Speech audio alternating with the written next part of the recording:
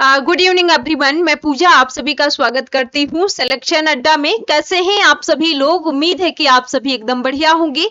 तो स्टार्ट करते हैं आज की इस क्लास को। और आज के इस क्लास में हम क्या पढ़ने वाले हैं, यूजीसी नेट के लिए हिंदी साहित्य के अंतर्गत जो है ये रिवीजन बैच है हमारा। और इस बैच में जो है हम क्या पढ़ने वाले हैं, यूनिट 2। कल वाली जो क्लास हुई थी 7 PM पर, तो कल की क्लास में मैंने भाषा विज्ञान आप लोगों को पढ़ाया हुआ था। आज की इस क्लास में हम पढ़ने वाले हैं दूसरा जो आप लोगों का यूनिट है, हिंदी साहित्य का इतिहास। देखिए, हिंदी साहित्य के इतिहास की जब हम बात करते हैं, आप लोगों को डिटेल से अगर क्लासेस देखना चाहते हैं तो हमारी इसी YouTube चैनल पर प्लेलिस्ट बनी हुई है, वहां पर सारी वीडियो ऐड है, तो वहां से जाकर के जो है आप लोग डिटेल से क्लासेस कर सकते हैं।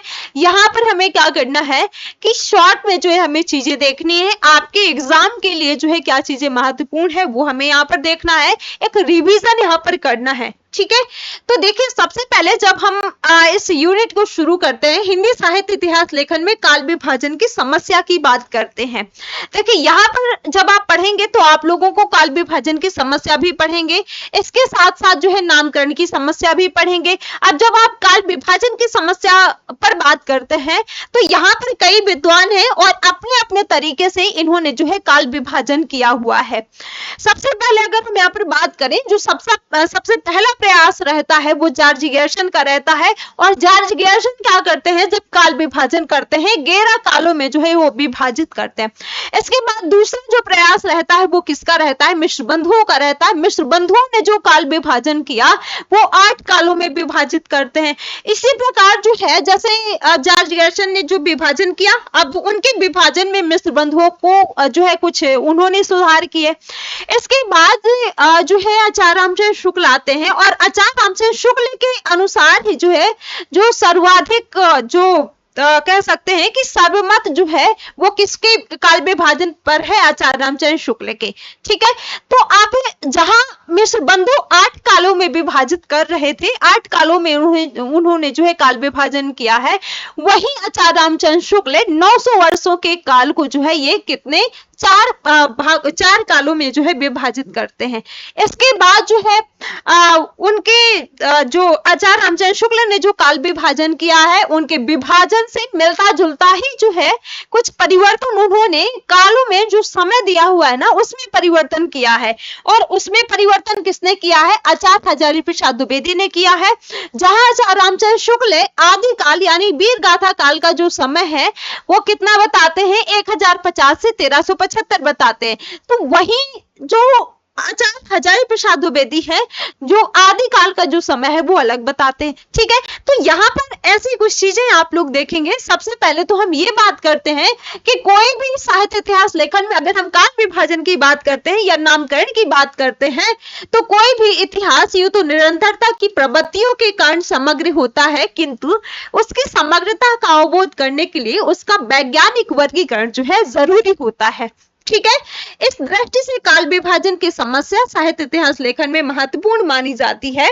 इसके बाद हम यहाँ पर बात करते हैं हिंदी साहित्य इतिहास लेखन की परंपरा में जो सबसे जो पहला प्रयास रहता है, चाहे वो भक्तिमाल या फिर जो है कविमाला, सादृश्य रचनाएं हो, चाहे वो गार्षा दातासी या शिव सिंह सेंगर का प्रयास हो, उनमें काल विभाजन का प्रयास जो है नहीं किया गया है। ये जो पहला प्रयास है वो पहला प्रयास जो है किसने, जॉर्ज गैरसन ने किया है। और जॉर्ज गैरसन ने जो संपूर्ण काल है, संपूर्ण जो साहित्य है, और उस साहित्य को 11 कालों में इन्होंने जॉर्ज गैरसन में जो है बांटा है। ठीक है, अब ये जो इन्होंने 11 कालों में विभाजन किया है, ये विभाजन, इस विभाजन में समस्या ये थी कि इसमें जो है कई कालखंड साहित्यिक आधारों पर स्थापित किए गए थे। जैसे कंपनी के शासन में हिंदुस्तान, विक्टोरिया के शासन में हिंदुस्तान, 18वीं शताब्दी, कुछ काल व्यक्ति विशेष पर आधारित थे। और यह थे जैसे जायसी की प्रेम कविता, तुलसीदास इत्यादि। उन्होंने जो है पहले काल अर्थात चारण काल का निश्चित समय इन्होंने 700 से 1300 ईस्वी बताया है, किंतु शेष जो काल है उन कालों का जो है निश्चित विभाजन ये नहीं कर सके हैं। कुल मिलाकर के हम कह सकते हैं कि जो जॉर्ज गैरसन ने जो काल विभाजन किया है, 11 कालों में जो इन्होंने विभाजित किया है, ये जो है ये काल विभाजन इनका अव्यवस्थित माना गया है। ठीक है। इसके बाद होता क्या है कि दूसरे विद्वान आते हैं, और दूसरे विद्वान कौन आते हैं? मिश्र बंधु आते हैं। तो काल विभाजन का जो अगला प्रयास रहता है वो किसका रहता है? मिश्र बंधुओं का रहता है। और ये क्या करते हैं कि जो पूरा काल विभाजन है, उस जो काल विभाजन करते हैं मूलतः 5 खंडों को जो है ये स्वीकार करते हैं। अब ये 5 खंड तो स्वीकार करते हैं, लेकिन इनके अंतर्गत जो है 5 खंडों के अंतर्गत 2-2 उपखंड भी बताते हैं। अब जब 2-2 उपखंड बताते हैं तो कुल मिलाकर के जो काल विभाजन है वो कितने? कुल 8 कालों में जो है विभाजित किया जाता है। ठीक है। अब जैसे यहाँ पर पहले 3 खंडों की जो है 2-2 उपखंड है। जैसे यहाँ पर आपका आरंभिक काल आप देखते हैं, माध्यमिक काल देखते हैं। आरंभिक काल के जो है 2 उपखंड किए गए हैं, पूर्व आरंभिक काल, इसके अलावा जो है उत्तर आरंभिक काल।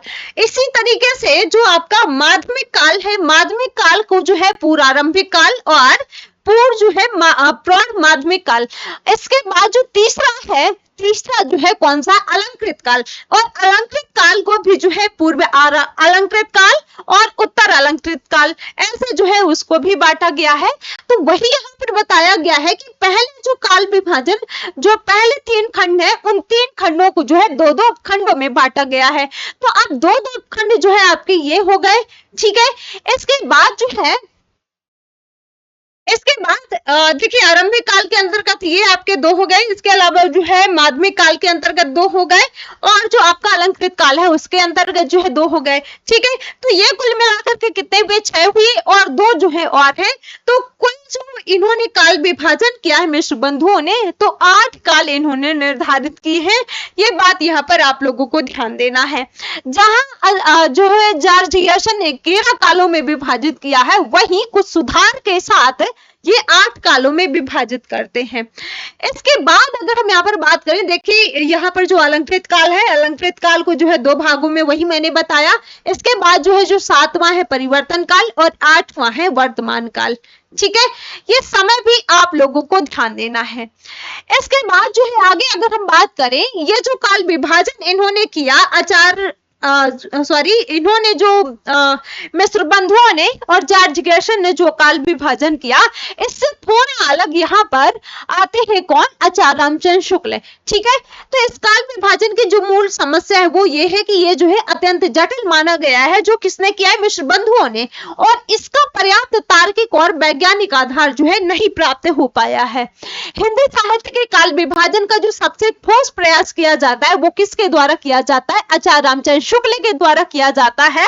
और इन्होंने जो काल विभाजन किया है, 900 वर्षों की परंपरा को, 900 वर्षों के साहित्य को इन्होंने 4 कालों में विभाजित किया है। अब ये जो 4 काल है ना, ये आप लोगों को ध्यान देना है, क्योंकि यहां से प्रश्न पूछा जा सकता है आप लोगों से।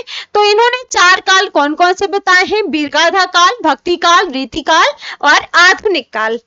इन्होंने जो इन्होंने जो रीति काल का और जो भक्ति काल का और जो आदि काल यानी कि वीरगाथा काल का जो समय बताया वो अलग बताया है यहाँ पर।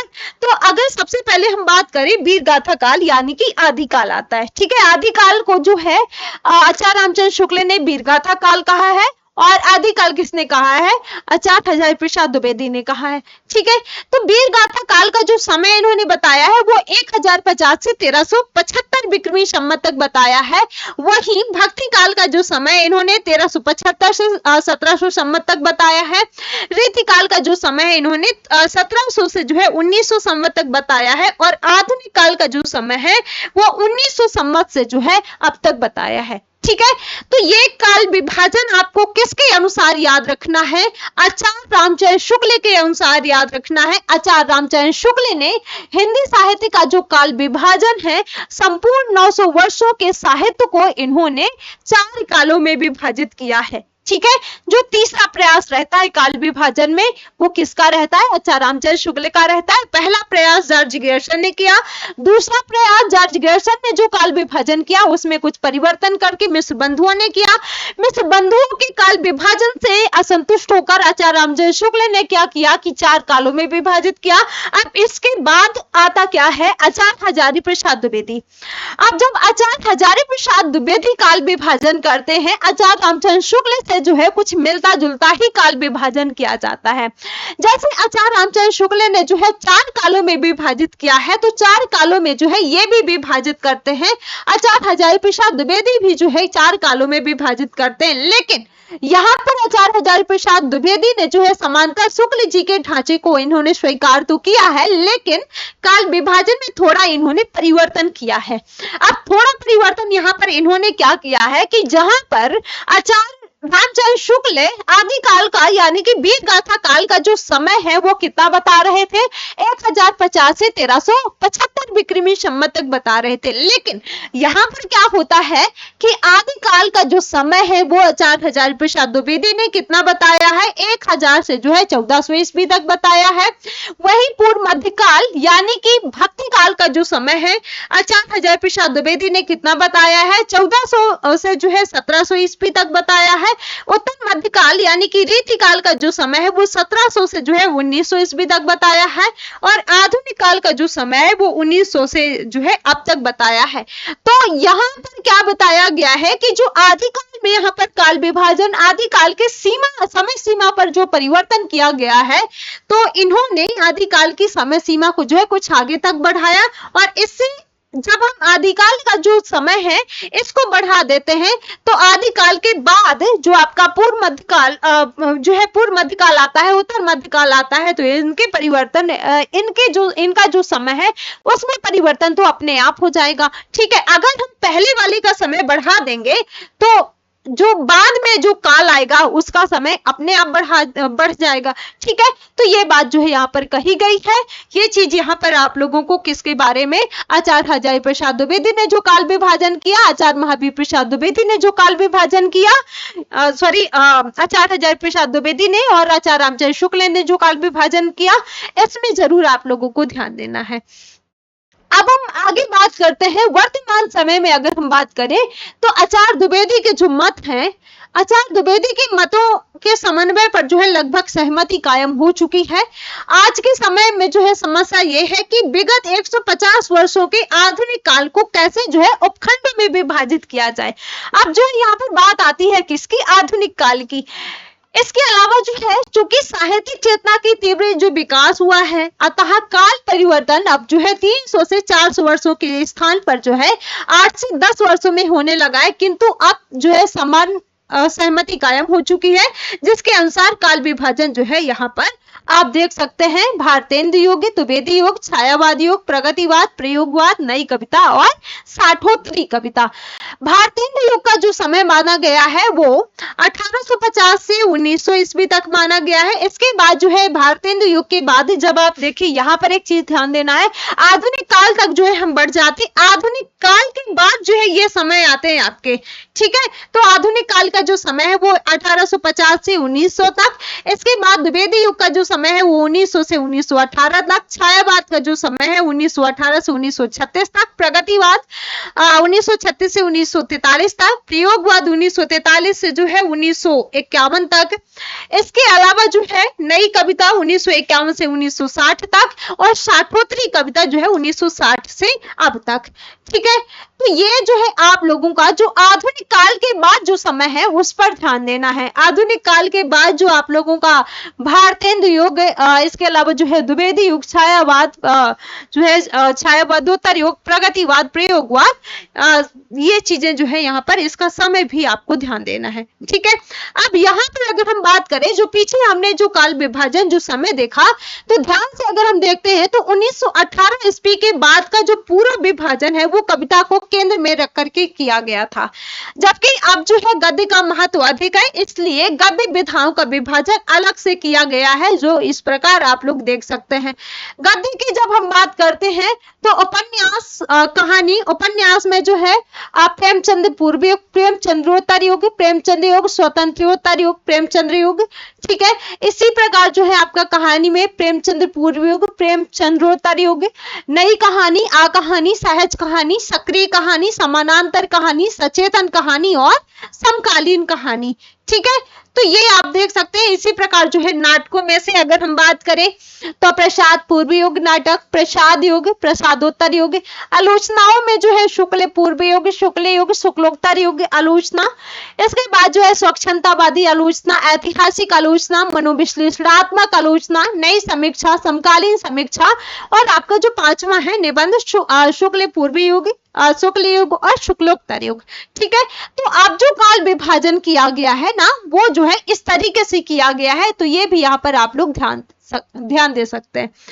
इसके बाद अगर हम बात करें, ये जो सारी हमने बात करी, तो इससे जो है ये चीज स्पष्ट होती है कि हिंदी साहित्य इतिहास लेखन की परंपरा काल विभाजन की समस्या का पर्याप्त समाधान जो है समाधान कर चुकी है। कुछ विवाद जो है अभी भी शेष है, किंतु समय के साथ जो है उसमें भी सुलझ जाने की संभावना जो है दिखाई देती है। और इसके बाद हम बात करते हैं यहाँ पर अभी तक जो आप लोगों ने देखा वो क्या देखा, हिंदी साहित्य में काल विभाजन को लेकर के क्या समस्या थी।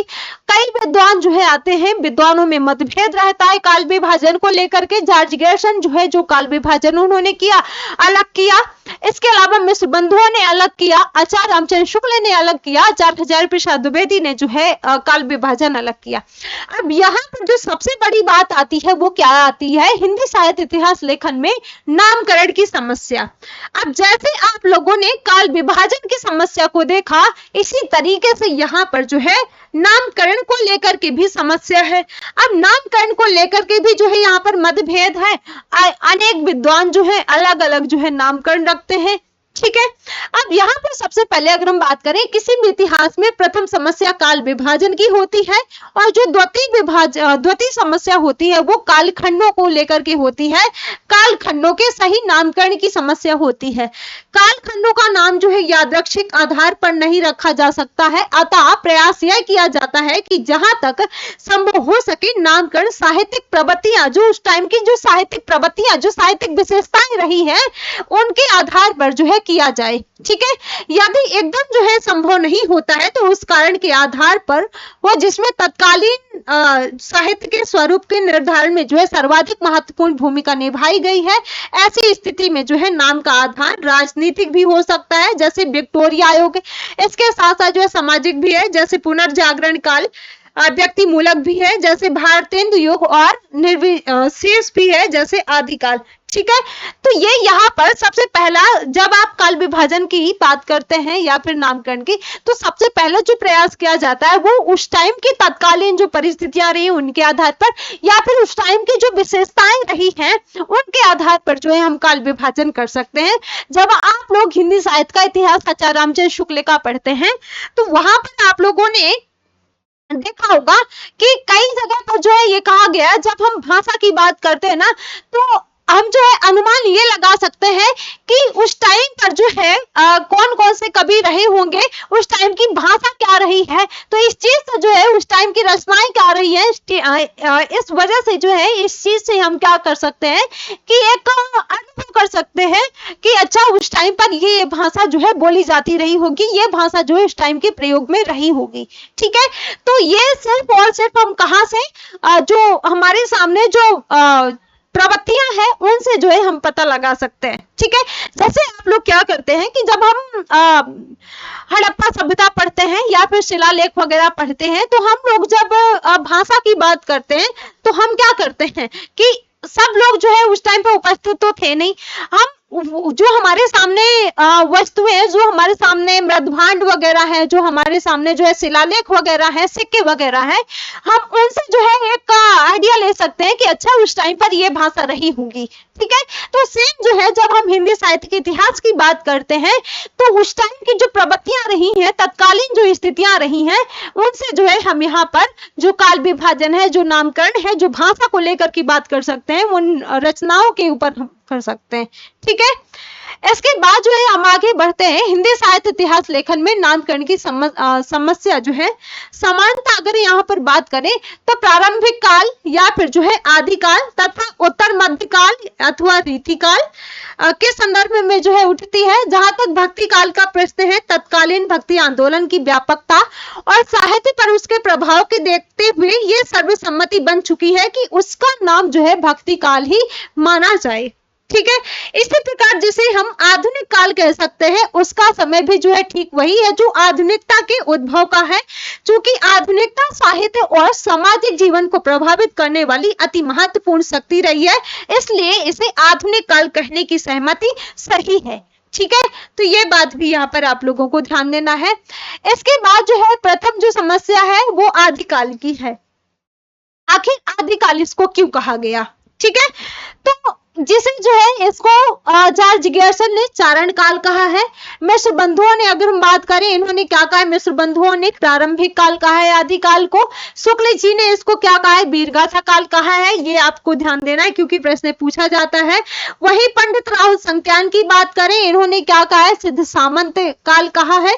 महावीर प्रसाद द्विवेदी की बात करें, इन्होंने जो है बीजवपन काल कहा है। आचार्य विश्वनाथ प्रसाद मिश्र ने जो है इसको बीज काल कहा है आदि काल को। इसके अलावा जो है रामकुमार वर्मा ने इसको संधि काल कहा है और संधि काल एवं चरण काल कहा है। बच्चन सिंह ने जो है इसको क्या कहा है? आदिकाल को अपभ्रंश काल कहा है। जाति साहित्य तथा आचार्य हजारी प्रसाद द्विवेदी ने इसको क्या कहा है? आदिकाल कहा है।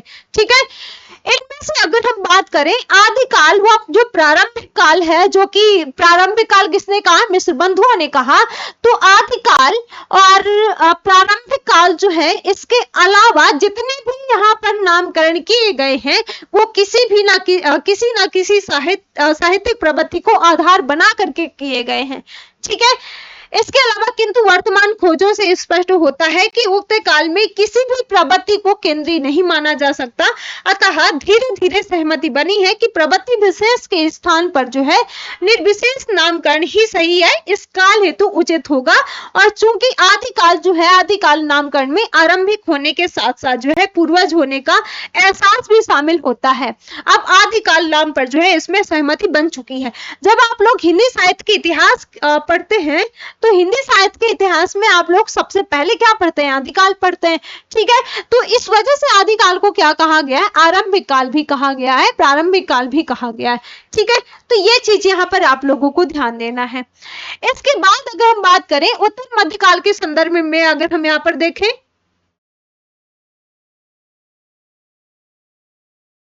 तो उत्तर मध्यकाल के संदर्भ में भी जो है एक सीमित विवाद है। इस काल में उत्पन्न होने वाली जो विशेष रचनाएं रही हैं, जो विशेष प्रवृत्तियां रही हैं, उन प्रवृत्तियों को देखते हुए मिश्र बंधुओं ने जो है इसे क्या कहा है? उत्तर मध्यकाल को अलंकृत काल कहा है। ठीक है, वही रामाशंकर शुक्ल रसाल की अगर बात करें, इन्होंने क्या कहा है? कला काल कहा है। आचार्य विश्वनाथ प्रसाद मिश्र ने इसको श्रृंगार काल कहा है। आचार्य शुक्ल ने इसको क्या कहा है? रीति काल कहा है। तो ये चीज भी यहाँ पर आपको ध्यान देना है। उत्तर मध्यकाल के संदर्भ में भी जो है यहाँ पर विवाद देखने को मिलते हैं। ठीक है, इसके बाद अगर हम यहाँ पर बात करें, ये जो इन्होंने नामकरण किया, इस काल में जो है विशेष साहित्य प्रवृत्ति मिलती है। अतः इसमें उत्तर मध्यकाल जैसे निर्विशेष काल बोधक नाम की आवश्यकता नहीं है।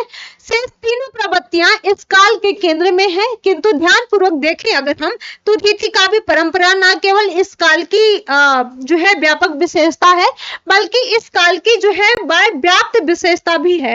इसका अर्थ हुआ कि इस काल की जो है अलंकृति और श्रृंगार भी अपने आप में जो है रीतिबद्ध है। अतः यह सर्वसम्मति बन चुकी है कि जो रीतिकाल यानी कि जो उत्तर मध्यकाल है, उत्तर मध्यकाल को रीतिकाल ही कहा जाए।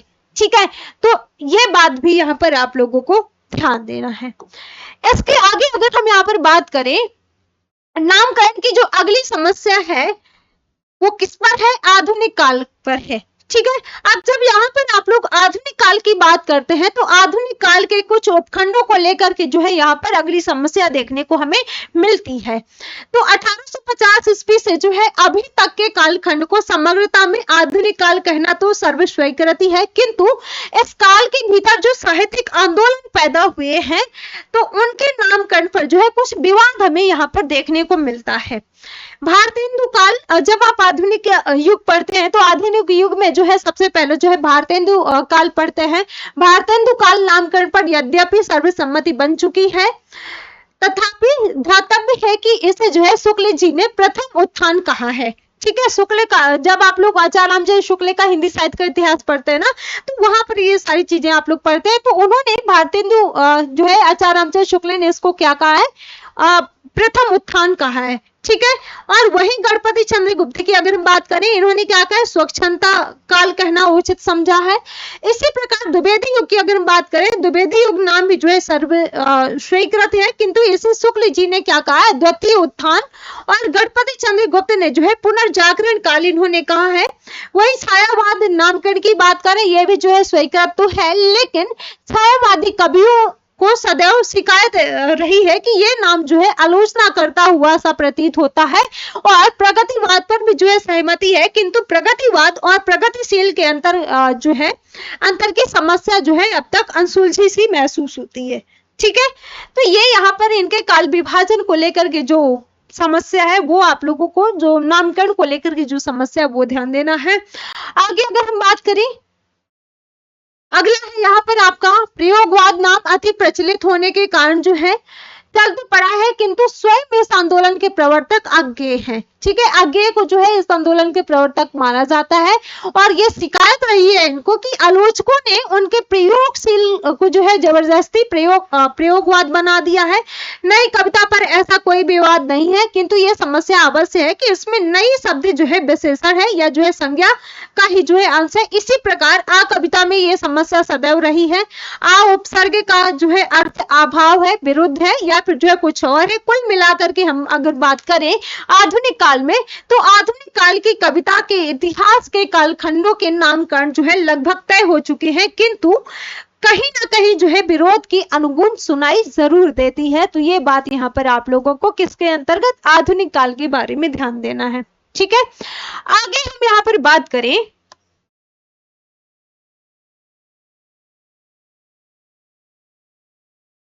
हिंदी साहित्य के आरंभ का विवाद।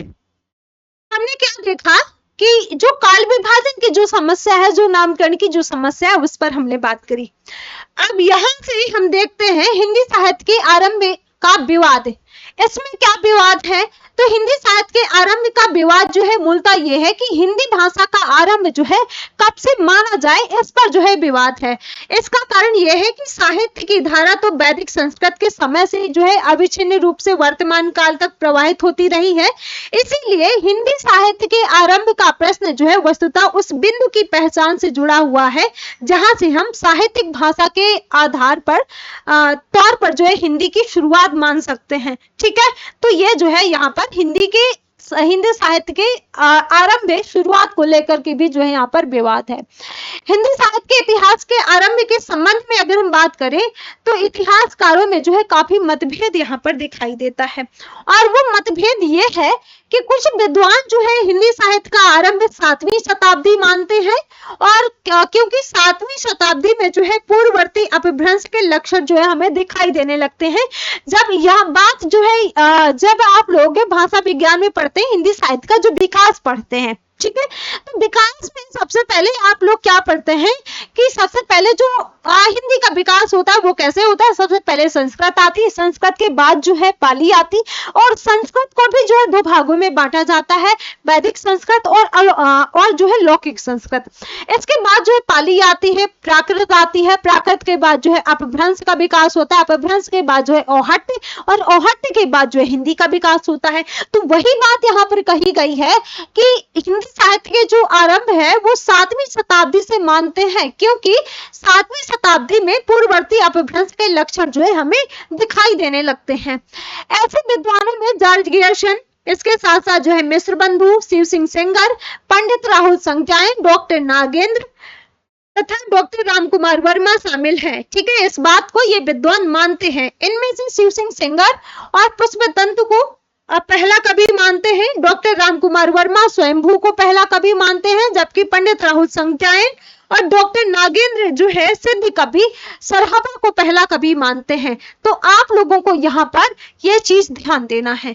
ठीक है, यहां से आप लोग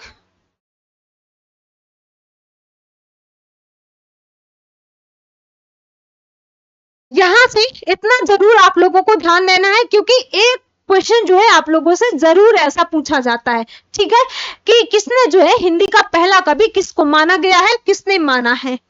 आगे अगर हम यहाँ पर बात करें, कुछ विद्वानों की मानता है कि हिंदी साहित्य का आरंभ जो है वो 10वीं शताब्दी में हुआ था। ठीक है, और जो है आचार्य द्विवेदी और आचार्य रामचंद्र शुक्ल दोनों इस विचार के जो है समर्थकों में शामिल हैं। और आचार्य जो द्विवेदी है और आचार्य रामचंद्र शुक्ल है, ये दोनों कहते हैं कि हिंदी साहित्य की जो शुरुआत है वो कब हुई थी, 10वीं शताब्दी हुई थी। ठीक है, द्विवेदी जी की दृष्टि में इसका जो कारण है वो भाषिक है, भाषा को लेकर के है। जबकि आचार्य शुक्ल की अगर हम बात करें, आचार्य शुक्ल मानते हैं कि भाषिक स्तर पर यद्यपि पुरानी हिंदी का जन्म 7वीं शताब्दी के आसपास हो गया था, किंतु काफी समय तक जो है सांप्रदायिक रचनाएं होती रही हैं जिन्हें साहित्यिक नहीं माना जा सकता। इसीलिए वास्तविक साहित्य संवत 1050 या फिर जो है 993 ईस्वी के आसपास से आरंभ होता है। तो ये बात किसके बारे में, आप लोगों को आचार्य रामचंद्र शुक्ल के बारे में और आचार्य द्विवेदी के बारे में ध्यान देना है। ठीक है, आगे हम यहाँ पर बात करते हैं, कुछ अन्य विद्वान भी यहाँ पर मानते हैं। और क्या मानते हैं, कुछ अन्य विद्वानों का मानना है कि हिंदी साहित्य का जो आरंभ है वो 12वीं शताब्दी से हुआ था। और ऐसा मानने का कारण यह है कि 12वीं शताब्दी के आसपास अपभ्रंश और अहट्ट से जो है गुजरते हुए हिंदी भाषा पुरानी हिंदी के दौर में प्रवेश कर चुकी थी। अतः ऐसे मानने वालों विद्वानों में से अगर हम बात करें, कौन कौन है, डॉक्टर गणपति चंद्र गुप्त है, डॉक्टर हरिशंकर वर्मा है, ये विद्वान जो है इनमें से शामिल है। और ये कहते हैं कि हिंदी साहित्य की जो शुरुआत है वो कब हुई थी, 12वीं शताब्दी में हुई थी। ठीक है, इसके अलावा जो है डॉक्टर गुप्त के अनुसार 1184 ईस्वी में शालिभद्र सूरी द्वारा लिखित भारतेश्वर बाहुबली रास हिंदी की जो है पहली रचना मानते हैं ये। ठीक है, गणपति चंद्रगुप्त। इसके अलावा जो डॉक्टर वर्मा है तो इनके अनुसार 1168 ईस्वी में जो है शालिभद्र सूरी के गुरु वज्रसेन सूरी द्वारा लिखित भारतेश्वर बाहुबली रास जो है धीर रास नामक जो है रचना हिंदी की पहली रचना मानते हैं। ठीक है, तो ये भी यहाँ पर आपके लिए महत्वपूर्ण है, ध्यान देना है, यहाँ से प्रश्न पूछा जाता है। ठीक है, बाकी इसकी जो पीडीएफ है, पीडीएफ के लिए आप लोगों को परेशान नहीं होना है, पीडीएफ आप लोगों को मिल जाएगी। आगे हम बात करते हैं, कुछ विद्वानों ने जो है, कुछ विद्वानों का और भी जो है मानना रहा है, कुछ विद्वानों ने जो है ये भी माना है कि हिंदी साहित्य का जो आरंभ है वो भाषा वैज्ञानिक के आधार पर कब किया गया था, 14वीं शताब्दी में किया गया था। क्योंकि इस समय तक जो है भाषिक संक्रमण का दौर जो है पूर्णतः समाप्त हो चुका था और हिंदी अपने वास्तविक रूप में जो है आ गई थी। ठीक है, ऐसे विद्वानों में से कौन है, डॉक्टर सुनीति कुमार चटर्जी है, डॉक्टर उदय नारायण तिवारी है और डॉक्टर नामवर सिंह शामिल है। ठीक है, ये कहते हैं कि हिंदी साहित्य की जो शुरुआत है वो कब से हुई थी, 14वीं शताब्दी में हुई थी। ठीक है, तो ये बात यहाँ पर आप लोगों को इन तीनों के बारे में ध्यान देना है, जिसमें से नामवर सिंह भी शामिल है। ठीक है, आगे हम यहाँ पर बात करते हैं, ये जितना भी हमने काल विभाजन, नामकरण और हिंदी साहित्य के आरंभ को लेकर के जो विवाद है उसकी हमने बात करी। तो इससे इसका निष्कर्ष ये है कि कुल मिलाकर के वर्तमान जो स्थिति है वो ये है कि हिंदी साहित्य का उद्भव जो है, हिंदी साहित्य का जो विकास है वो 10वीं शताब्दी के आसपास से माना जाता है। इसका कारण ये माना जाता है कि 10वीं शताब्दी का आरंभ वो समय है जब भाषिक संक्रमण जो है एक निश्चित स्थिति तक पहुंच चुका था और आधुनिक हिंदी के प्रारंभिक लक्षण जो है हमें स्पष्ट रूप से दिखाई देने लगते हैं। ठीक है, इस वजह से हम कह सकते हैं कि जो हिंदी साहित्य का जो शुरुआत है वो कब से, 10वीं शताब्दी में हुआ था। इसके बावजूद अपवाद के रूप में जो है इससे पहले कुछ कवि भी है हिंदी साहित्य में जो है शामिल किए जाते हैं। तो उनके अनुसार जो है यहाँ पर हिंदी साहित्य की जो शुरुआत है उसमें, इसके बाद जो है यहाँ पर हम बात करते हैं सिद्ध साहित्य। आप लोग आदिकाल के अंतर्गत ही क्या पढ़ते हैं, सिद्ध साहित्य और नाथों के बारे में आप लोग पढ़ते हैं। तो यहाँ पर हम सिद्ध साहित्य की बात करते हैं तो सिद्ध साहित्य जो है आदिकालीन साहित्य में आदिकालीन साहित्य का एक महत्वपूर्ण अंश माना जाता है, जिसका संबंध जो है बौद्ध धर्म की सिद्ध परंपरा से है। सिद्ध आंदोलन वज्रयान से संबंधित है, जिसके समर्थक जो है तंत्र मंत्र की साधना से सिद्धि प्राप्त करना चाहते हैं। पंडित राहुल संगताय ने सिद्धों की संख्या कितनी बताई है, 84 बताई है। ठीक है, ये चीज यहाँ पर आपको ध्यान देना है। और वही पंडित राहुल संगताय ने सिद्धों में प्रथम किसको माना है, शठापा को माना है। तो राहुल संख्यायन में जो सिद्धों की संख्या 84 बताई। अब यहाँ पर एक चीज आप लोगों को ध्यान देना है, यह जो 84 संख्या है ना, 84 की 84 संख्या आप लोगों को ध्यान नहीं देना है, बस इसमें जो कुछ महत्वपूर्ण है उनको यहाँ पर आप लोगों को ध्यान देना है, जिसमें प्रमुख है कौन कौन, सरहपा है, सबरपा है, लुइपा है, कन्हपा है और डोम्भिपा है, इनके बारे में आप लोगों को ध्यान देना है। अभी तक अगर हम बात करें तो 14 शिष्यों की रचनाएं जो है उपलब्ध हो चुकी है, जिसमें से दोहा कोश तथा चार्यापद जो है सबसे महत्वपूर्ण है। सिद्धों ने अपनी मान्यताओं का प्रचार करने के लिए जनभाषा में जो साहित्य रचा उसी को जो है सिद्ध साहित्य कहा जाता है, तो ये भी आप लोगों को ध्यान देना है। अब सिद्धों की भाषा भी कई बार पूछा जाता है, तो संधा भाषा जन भाषा थी इनकी, ठीक है। आगे हम यहाँ पर बात करते हैं, तो सिद्धों ने अपनी धार्मिक सांप्रदायिक मान्यताओं, एक मिनट,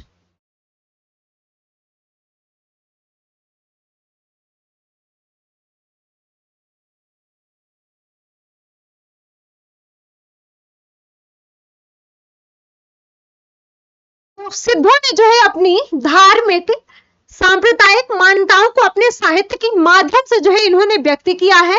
बौद्ध परंपरा से संबंधित होने के कारण जो है ये वैदिक मान्यताओं तथा वर्ण व्यवस्था इत्यादि का जो है इन्होंने तीव्र खंडन किया है इन्होंने, और नवरात्रि भावना, सहज शून्य की साधना और काय योग इत्यादि का इन्होंने वर्णन करते हैं।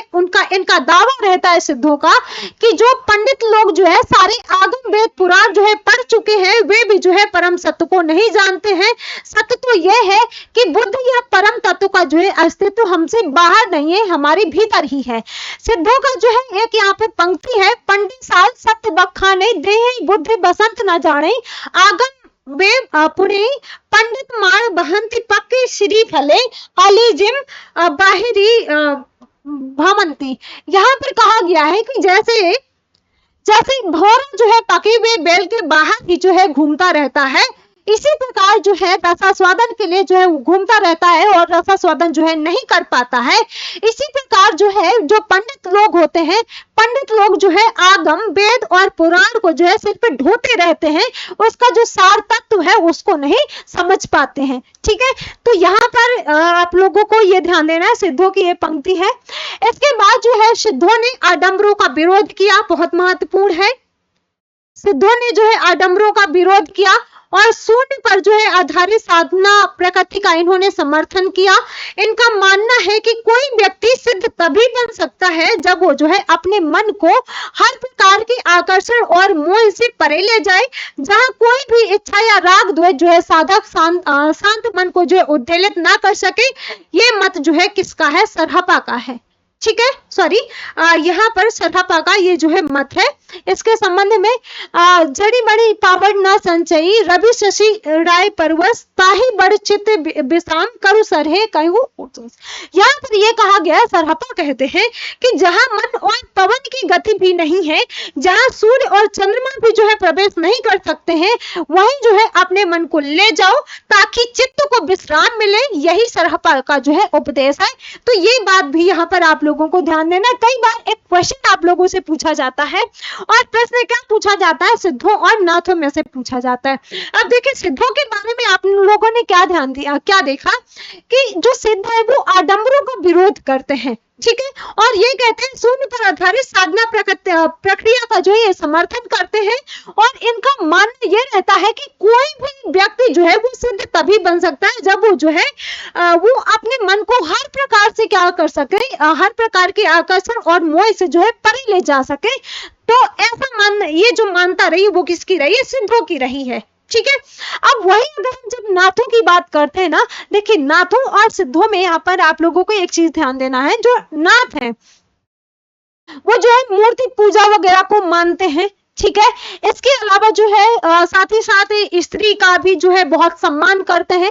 जैसे अगर आप लोग अपने मुख्यमंत्री की बात करें, योगी जी की, तो वो क्या करते हैं कि नाथ संप्रदाय से है और जो है मूर्ति पूजा वगैरह पर जो है विशेष ध्यान देते हैं, साथ ही साथ जो है स्त्रियों का सम्मान करते हैं। तो वही बात यहाँ पर भी जो है आप लोगों को देखने को मिलेगी, ठीक है। इसके बाद जो है आगे अगर हम यहाँ पर बढ़े, सिद्धों ने साधना मार्ग के रूप में जो है इन्होंने पंचमकार पद्धति को जो है स्वीकार किया है। अब आपसे प्रश्न पूछा जा सकता है कि पंचमकार पद्धति को किसने स्वीकार किया है? तो सिद्धों ने स्वीकार किया है। पंचमकार का अर्थ होता है मत्स्य, मदिरा, मांस, मुद्रा तथा मैथुन। और ये बहुत महत्वपूर्ण है आपके लिए, क्योंकि प्रश्न जो है यहां से आपसे पूछा जा सकता है। ठीक है, तो पंचमकार में क्या क्या शामिल है ये आपसे प्रश्न पूछा जाता है, 1-2 बार पूछा हुआ है, ये चीज आपको ध्यान देना है। इसके अलावा इनकी मान्यता थी सिद्धों की कि सुखों का चरम स्तर पर जो है भोग कर ही जो है मन को ऐसी अवस्था में लाया जा सकता है जहां वो जो है हर आकर्षण से मुक्त हो सकता है। ऐसी बात कौन कहता है? ऐसी बात जो है सिद्ध कहते हैं। ठीक है, तो ये चीज यहाँ पर आपको ध्यान देना है।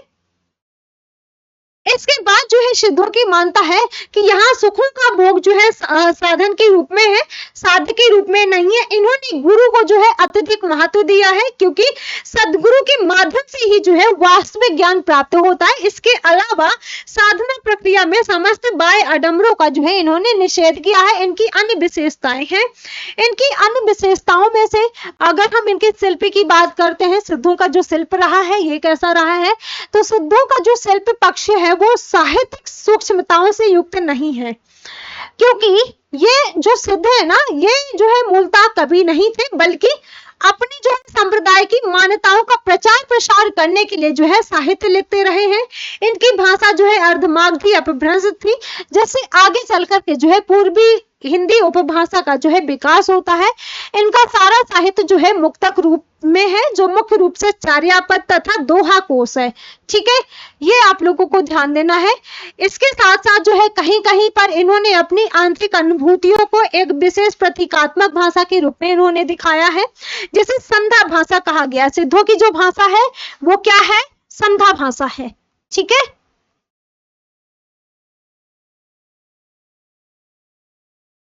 ध्यान देना है। तो संध्या भाषा कहते हैं। शिल्प में इनका महत्वपूर्ण योगदान छंद के स्तर पर है। इन्होंने कई प्रकार के छंदों का प्रयोग किया है, जैसे दोहा, सोठा और रोला। ठीक है, ये आपको किसके बारे में? सिद्धों के बारे में ध्यान देना है। इसके अलावा कुल मिलाकर के हम बात कर सकते हैं सिद्धों में कि जो सिद्ध काव्य है, सिद्ध काव्य धारा हिंदी साहित्य की एक अत्यंत महत्वपूर्ण धारा है, जिसने न केवल वर्ण व्यवस्था और धार्मिक आडंबरों का इन्होंने विरोध करके एक समतामूलक प्रगतिशील समाज के निर्माण में योगदान दिया है, बल्कि छंद जैसे शिल्पगत तत्वों का भी जो है इन्होंने काफी विकास किया है। पंचमकार साधना के रूप में जो है भोगवाद को इन्होंने बढ़ावा देना इनकी एक बड़ी जो है सीमा देखी गई है। इसका ये महत्व आवश्यक होता है कि भक्ति काल की संत काव्य धारा की मानसिकता के निर्माण में जो है इसने ठोस आधार जो है प्रदान किए हैं। तो ये बात यहाँ पर आप लोगों को सिद्धों में ध्यान देना है। अब यहाँ पर जो हमने 84 सिद्धों की बात करी थी, 84 सिद्धों में से जो है कुछ यहाँ पर महत्वपूर्ण सिद्ध हैं, जिनमें से है सरहपा। तो सबसे पहले अगर हम सरहपा की बात करें, इनके बारे में अगर हम देखें, तो कुछ आलोचक जो है सरहपा या फिर जो है सरोरुई या फिर जो है वज्र को हिंदी का आदि कवि मानते हैं। उनके जो है दीवारों रचित ग्रंथों की संख्या जो है 32 बताई जाती है, जिसमें दोहा कोश प्रामाणिक रूप से जो है हिंदी की रचनाओं में प्रसिद्ध माना जाता है। इन्होंने पाखंड और आडंबर तथा वर्ण एवं जाति आधारित विषमता मूलक ब्राह्मण आधारित समाज व्यवस्था का इन्होंने क्या किया है? विरोध किया है। तो ये यहाँ से आप लोगों को ध्यान देना है, इन्होंने किसका विरोध किया है? इन्होंने वर्ण व्यवस्था, बाह्य आडंबर वगैरह है, इसका इन्होंने विरोध किया है। इसके साथ ही इन्होंने गुरु सेवा को महत्व दिया है। ठीक है, ये भी महत्वपूर्ण है। तथा सहज भोग मार्ग से जो है जीव को महासुख की ओर ले जाने का इन्होंने जो है दर्शन प्रतिपादित किया है। ठीक है, इसके अलावा अगर हम बात करें, सरहपा ने जो है आलोचनात्मक कविता का हिंदी में प्रवर्तन किया है, और ब्राह्मणों की जो है आलोचना में सरहपा पंडितों पुरोहितों द्वारा जो है शास्त्रों का शाब्दिक व्याख्या तथा जो है ऊपरी आचरण को व्यंग्य का विषय बनाते हैं। इनके अनुसार ब्राह्मण वेद का भेद जो है नहीं जानता, जो कि इनकी एक पंक्ति है, हमने पीछे देखा। सरहपा ने जो है शून्य पर आधारित साधना प्रक्रिया का इन्होंने समर्थन किया है। इनका मानना है कि कोई भी व्यक्ति तभी सिद्ध बन सकता है जब वो अपने मन को हर प्रकार का आकर्षण और मोह से अंतर ही ले जाए। ठीक है, ऐसा जो है सिद्धों का मानना था, जहां कोई भी इच्छा या फिर जो है राग द्वेष साधक के मन को उद्वेलित ना कर सके, ये जो है इनका मानना रहा है। ठीक है, जैसे ये पंक्ति है कि जड़ी बड़ी पावर ना संच रही, रवि सची राय प्रवेश, ताहि बड़ चित विषाम करूं, सरहे कहूं उई इस। ठीक है, इसके अलावा अगर हम यहाँ पर बात करें, सरहपा का जो मत है, सरहपा का मत है कि सांसारिक मिथ्या बंधन जो है और स्वार्थ चिंता जो है ये क्या है, व्यर्थ है। अच्छा कार्य व्यवहार करने से ही जो है चेतना शुद्ध हो सकती है। उनके अनुसार अहंकार और इंद्रिय परायणता का जो है परित्याग ना किया जाए तो शास्त्रों का ताता जो है रटंत व्यर्थ है। सहजानंद या फिर जो है महासुख बाहरी चीजें नहीं, बल्कि जो है ये आंतरिक उच्च अवस्थाओं के नाम माने जाते हैं। सरहपा की जो काव्य भाषा है, इसकी अगर हम बात करें तो अर्धमागधी अपभ्रंश है तथा उसमें प्राकृत की प्रवृत्तियां भी जो है इसमें विद्यमान है। इनकी ये भाषा जो है हिंदी के लक्षण अपनाती हुई प्रतीत होती है और इसी आधार पर हम कह सकते हैं कि अपभ्रंश को जो है पुरानी हिंदी कहा जा सकता है। ठीक है, ये बात भी यहाँ पर आप लोगों को ध्यान देना है। सरहपा की कविताओं में से बात करें तो सरहपा की कविताएं जो है दोहा, सोठा, इसके अलावा जो है चौपाई, पद्य तथा चार्या पदों में रचित है। यह सभी छंद जो है सर्वप्रथम सरहपा की रचनाओं में ही प्रयोग किए गए हैं। सरहपा के दोहों से जो है हिंदी का दोहा साहित्य विकसित होता है और चौपदों से जो है मीरा, सूर, तुलसी आदि का जो है पद्य साहित्य विकसित होता है। हिंदी की उलटबांसी कविता और पूर्ण पर्दा का जो है स्रोत भी सरहपा के किस्से चार्या पद से ही जो है क्या होता है, निकलता है। ठीक है, आगे हम बात करते हैं नाथ साहित्य। नाथ साहित्य की जब हम बात करते हैं, जो नाथ साहित्य है तो जो सिद्ध साहित्य से कुछ जो है यहाँ पर अलग आपको देखने को मिलता है। तो नाथ काव्य धारा जो है आदिकालीन साहित्य की एक प्रमुख धारा मानी जाती है।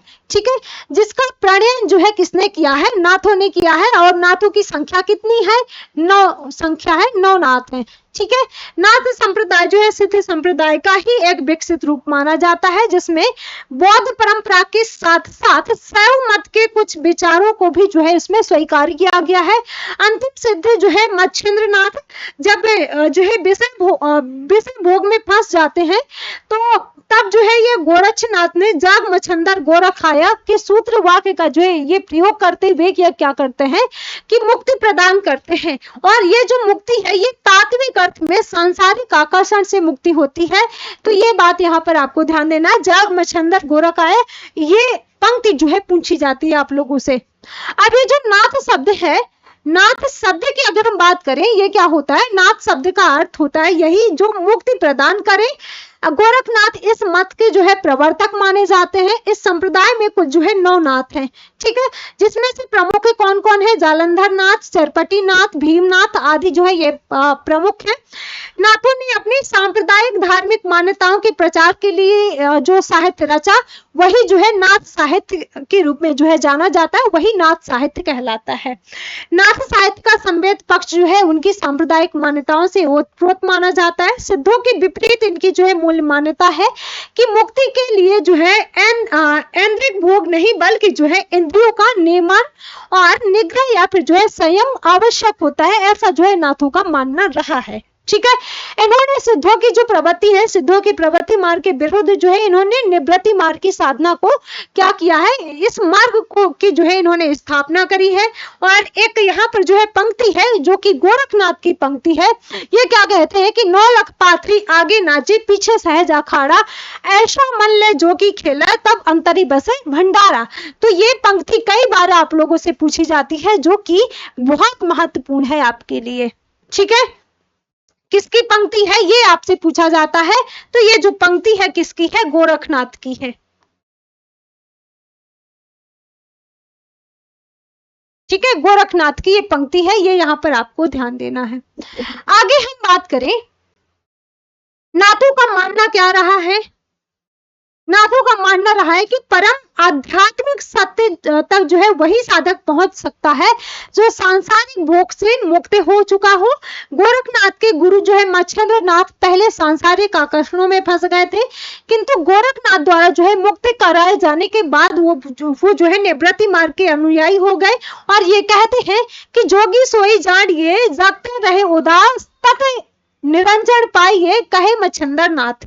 ठीक है, तो ये पंक्ति भी यहाँ पर आप लोगों को ध्यान देना है, महत्वपूर्ण है, पूछा जा सकता है। आगे हम बात करते हैं, नाथों ने जो है एक विशेष प्रकार की साधना पद्धति को इन्होंने अपनाया है। इन्होंने क्या अपनाया है? विशेष प्रकार की साधना पद्धति पर जो इन्होंने बल दिया है, जिसे क्या कहा गया है? हठ योग पद्धति कहा गया है। ठीक है, इसका अर्थ होता है हठ योग का योग की साधना के माध्यम से हा अर्थात सूर्य व ठा अर्थात चंद्रमा का मिलन जो है करा देना, अर्थात इंद्रियों के स्वभाव को जो है पलट देना। नाथों की मानता है कि जोई जोई पिंडे सोई सोई ब्राह्मणी, अर्थात इन्होंने कहा है कि व्यक्ति के भीतर जो कुंडलिनी होती है वो जो है ब्रह्मांड में व्याप्त महाकुंडलिनी का ही एक छोटा सा रूप होता है। हठ योग प्रक्रिया के अंतर्गत जो है कुंडलिनी जागरण तथा षट चक्र भेदन आदि क्रियाओं का अभ्यास किया जाता है। नाथ साहित्य में इसका जो विस्तृत चित्रण है वो जो है इसमें हमें मिलता है और इस साहित्य की अन्य संवेदनागत विशेषताओं में बाह्य आडंबरों का विरोध और वर्ण व्यवस्था पर चोट, गुरु का जो है महत्व आदि जो है इसमें शामिल है। गुरु के महत्व के संदर्भ में जो है यहाँ पर चरपटी नाथ का जो है एक कथन है, इनकी जो है एक पंक्ति है। चरपटी नाथ क्या कहते हैं कि जानी के अजानी होए बात तू ले पछाड़ी, चले हो दुआ लाभ होएगा गुरु होएगो आड़ी। तो ये किसका है? ये जो पंक्ति है आप लोगों की चरपटी नाथ की है। ठीक है, आगे हम यहाँ पर बात करें, नाथ कभी जो है प्रतिबद्ध कभी नहीं है, वे जो है केवल अपनी मान्यताओं के प्रचार के लिए जो है कविताएं लिखते रहे, अपनी मान्यताओं के लिए जो है प्रचार प्रसार के लिए कविताएं लिखते रहे हैं, इसीलिए इनके साहित्य में शिल्प की बारीकियां जो है नहीं दिखाई देती हैं। इनका काव्य जो है वो मुक्तक रूप में रचा गया था और इनकी जो भाषा है वो अपभ्रंश और जो है पुरानी हिंदी के संक्रमण का काल है और जिसमें जो है ब्रज भाषा, अवधी तथा पंजाबी के शब्द जो है इसमें शामिल दिखाई देते हैं।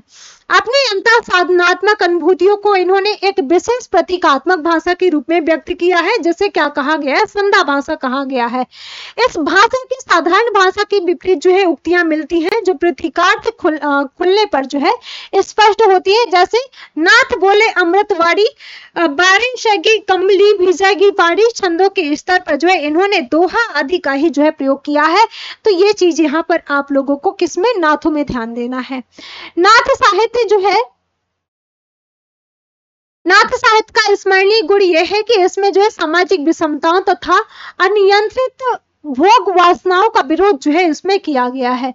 ठीक है, इसके साथ साथ नाथ साहित्य की प्रगतिशीलता की अगर हम बात करें तो हिंदी के कुछ साहित्य इतिहासकारों ने जो है भक्ति काल और सिद्ध कवियों की प्रगतिशीलता को जो है इन्होंने रेखांकित किया है और रेखांकित करते हुए ये क्या कहते हैं, इन्होंने जो है उसका मूल उत्स नाथ साहित्य से माना है। निश्चित रूप से इनकी दृष्टि में नाथ साहित्य भी जो है प्रगतिशील चेतना का काव्य है। यदि हम नाथ साहित्य पर दृष्टिपात करें तो प्रगतिशीलता की जो है धरातल पर में अनेक सीमाएं जो है हमें दिखाई देती हैं। ठीक है, ये चीज यहाँ पर आपको ध्यान देना है। इसके अलावा अगर हम यहाँ पर बात करें,